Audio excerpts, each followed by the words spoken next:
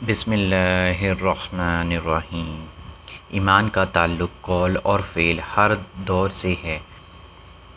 اور وہ بڑھتا ہے اور گھٹتا ہے، جیسا کہ اللہ تعالیٰ نے فرمایا تاکہ ان کے پہلے ایمان کے ساتھ ایمان میں اور زیادتی ہو،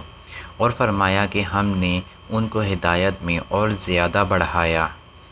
دیا، اور فرمایا کہ جو لوگ سیدھی راہ پر ہیں ان کو اللہ اور ہدایت دیتا ہے۔ جو لوگ ہدایت پر ہیں اللہ نے اور زیادہ ہدایت دی اور ان کو پرہیزگاری عطا فرمائی، اور فرمایا کہ جو لوگ ایماندار ہیں ان کا ایمان اور زیادہ ہو۔ اس صورت نے تم میں سے کسی کا ایمان بڑھا دیا فی الواقعہ، جو لوگ ایمان لائے ان کا ایمان اور زیادہ ہو گیا۔ سورۃ توبہ میں فرمایا کہ منافقوں نے مومنوں سے کہا کہ تمہاری بربادی کے لیے لوگ بکثرت جمع ہو رہے ہیں، ان کا خوف کرو۔ بس یہ بات سن کر ایمان والوں کا ایمان اور بڑھ گیا اور ان کے منہ سے یہی نکلا حسبنا اللہ و نعم الوکیل۔ فرمایا کہ ان کا اور کچھ نہیں بڑھا، ہاں ایمان اور اطاعت کا شیوا ضرور بڑھ گیا ہے۔ ایک حدیث میں آیا ہے کہ اللہ کے راہ میں محبت رکھنا اور اللہ ہی کے لیے کسی سے دشمنی کرنا ایمان میں دخل ہے،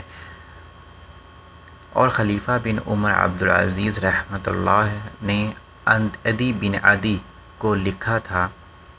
کہ ایمان کے اندر کتنے ہی فرائض اور عقائد ہیں اور حدود ہیں اور مستحب اور مسنون باتیں ہیں جو سب ایمان میں داخل ہیں، بس جو ان کو پورا کر دے اور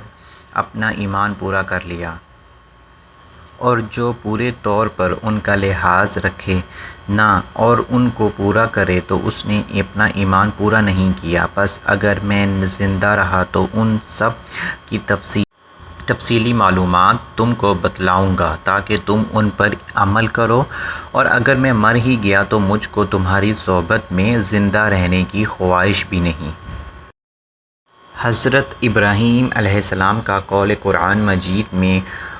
وارد ہوا ہے کہ لیکن میں چاہتا ہوں کہ میرے دل کو تسلی ہو جائے، اور معاذ رضی اللہ عنہ نے ایک دفعہ ایک صحابی اسود بن بلال نامی سے کہا تھا کہ ہمارے پاس بیٹھو